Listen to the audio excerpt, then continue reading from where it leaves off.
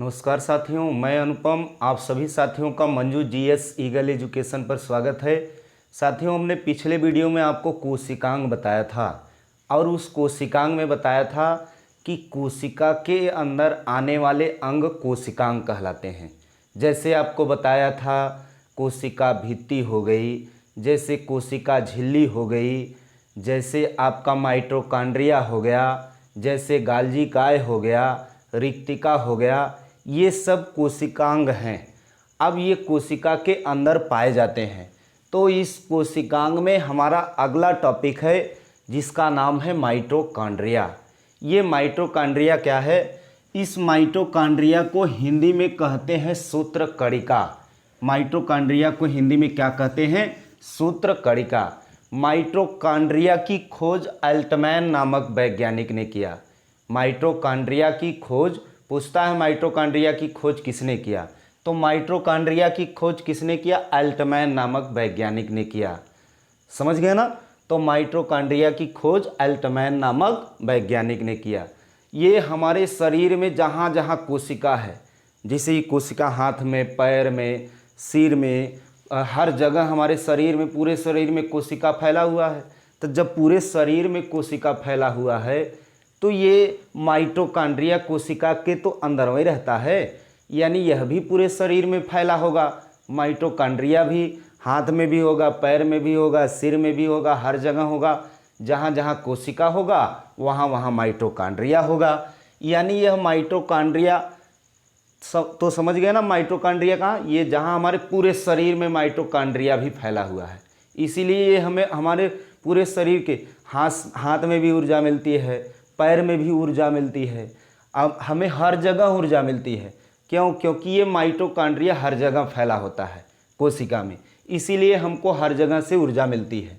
तो ध्यान दीजिए साथियों, जो कोशिका के अंदर माइटोकॉन्ड्रिया है, इस माइटोकॉन्ड्रिया की खोज किसने किया? अल्टमैन नामक वैज्ञानिक ने किया।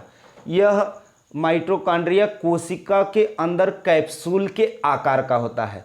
जैसे कैप्सूल नहीं होता, इस तरीके से कैप्सूल जो होता है उसी कैप्सूल के आकार का होता है। यह दोहरी झिल्ली का बना होता है। यह कैसे बना होता है? दोहरी झिल्ली का। और यह कैप्सूल के आकार का होता है, जैसे कैप्सूल होता है उसी तरीके का होता है, और यह दोहरी झिल्ली का बना होता है। अब हमारे शरीर में जो हीमोग्लोबिन है, हीमोग्लोबिन मतलब कि जो रक्त है, यह रक्त क्या करता है? यह रक्त जब ऑक्सीजन लेता है तो यह ऑक्सीजन जब लेकर के यह जो रक्त हीमोग्लोबिन है, यह जब ऑक्सीजन लेता है और यह ऑक्सीजन लेकर के जब माइटोकॉन्ड्रिया तक पहुंचता है, तब माइटोकॉन्ड्रिया, ये देखिए यम जो लिखे हैं, यम मतलब माइटोकॉन्ड्रिया है। यानी ये हीमोग्लोबिन जब ऑक्सीजन लेकर के माइटोकॉन्ड्रिया में पहुंचता है, तब माइटोकॉन्ड्रिया में पहुंचने पर वहाँ एक क्रिया करता है। वहाँ क्या करता है? एक क्रिया करता है। और जब एक क्रिया करता है तो उस चक्र को कहते हैं क्रेब्स चक्र। उस चक्र को क्या कहते हैं? क्रेब्स चक्र। यानी यह माइटोकॉन्ड्रिया में जो हीमोग्लोबिन है, यह हीमोग्लोबिन ऑक्सीजन लेकर जब माइटोकॉन्ड्रिया में पहुंचता है तब वहाँ एक क्रिया शुरू हो जाती है। उस क्रिया को, उस चक्र को कहते हैं क्रेब्स चक्र। जब यह क्रेब्स चक्र होता है साथियों, तो यहाँ से एटीपी ऊर्जा निकलती है। कौन सी ऊर्जा निकलती है? एटीपी ऊर्जा, एडिनोसिन ट्राइफॉस्फेट ऊर्जा। यह एडिनोसिन ट्राइफॉस्फेट ऊर्जा यह सभी सजीवों के अंदर निकलता है। सभी सजीवों के अंदर मतलब जिसके अंदर चल फिरने लेने की क्षमता हो, जो अपने अंदर अपने लंबाई में वृद्धि करने की क्षमता हो, जिसमें सांस लेने की क्रिया होती है, ये सब आपके सजीव में आते हैं। आगे हम बताएंगे सजीव क्या है। तो ये देखिए जो क्रेब्स चक्र है, क्रेब्स चक्र जब होता है माइटोकॉन्ड्रिया के अंदर, तब एटीपी ऊर्जा निकलती है। यह एटीपी ऊर्जा सभी सजीवों में निकलता है। अब यह जो ऊर्जा निकलती है, यह ऊर्जा हमारा ग्लूकोज के रूप में होता है।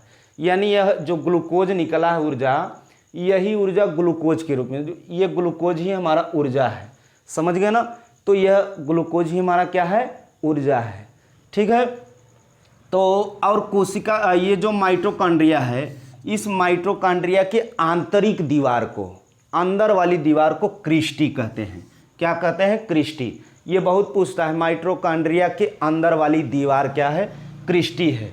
समझ गए साथियों? तो अगला हमारा है गाल्जी काय। गाल्जी काय क्या है? देखिए जो गाल्जी काय है ये हमारे शरीर में थैलेनुमा होती है। थैलेनुमा ये हमारे शरीर में किस तरीके से होती है? थैलेनुमा होती है जो गाल्जी काय है। इसकी खोज किसने किया? कैमिलो गॉल्जी ने किया। कैमिलो गॉल्जी ने इसकी खोज किया। यह हमारे शरीर में थैलेनुमा होता है और इसका काम क्या है? ऊर्जा स्थानांतरण करता है। ऊर्जा स्थानांतरण का मतलब यह है कि जैसे हम साइकिल चलाते हैं, जब साइकिल चलाते हैं तो क्या होता है कि हमारा पैर थक जाता है।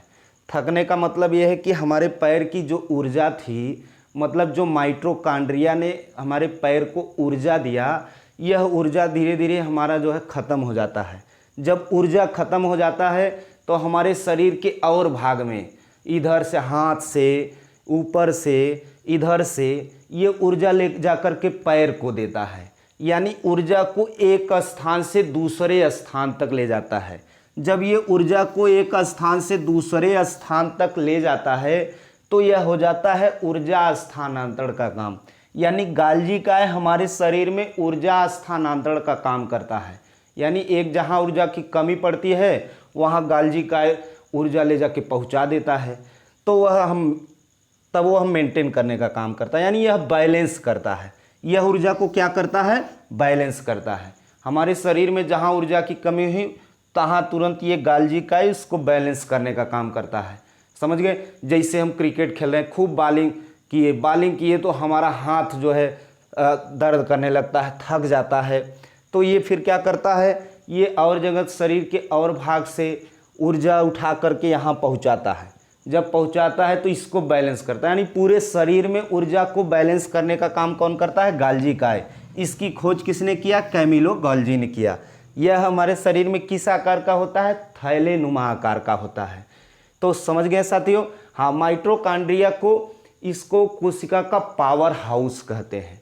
एक चीज़ और बताना आपको, माइटोकॉन्ड्रिया को कोशिका का पावर हाउस कहते हैं, ऊर्जा घर कहते हैं, क्योंकि यह ऊर्जा देता है जो ये अभी आपको बताया था। समझ गए ना? तो हम उम्मीद करते हैं साथियों आपको वीडियो अच्छा लगा होगा। यदि आपको वीडियो अच्छा लगा है तो मंजू जीएस ईगल एजुकेशन को सब्सक्राइब करें, लाइक करें और कमेंट करना ना भूलें। जय हिंद साथियों।